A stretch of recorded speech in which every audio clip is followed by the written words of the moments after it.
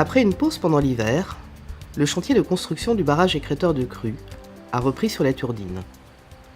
Le printemps 2017 a vu l'achèvement du pertuis, c'est-à-dire l'ouverture qui servira à limiter le débit de la rivière en cas de montée des eaux. Ce pertuis ne doit pas être un obstacle à la circulation des poissons, qui, après avoir disparu dans les années 80, ont depuis recolonisé ce secteur de la Turdine.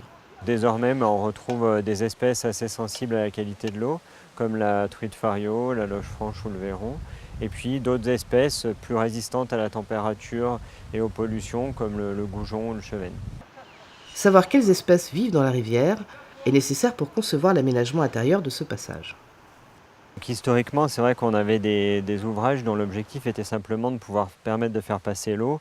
Donc ça pouvait être des buses en béton ou des buses métalliques relativement lisses. Maintenant, l'objectif quand on conçoit un ouvrage franchissable, c'est de pouvoir se rapprocher au maximum des conditions d'écoulement naturel dans la rivière.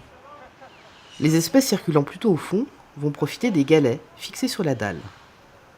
D'autres, comme les truites, qui nagent en plein courant, bénéficieront de la présence des blocs de béton pour remonter vers l'amont.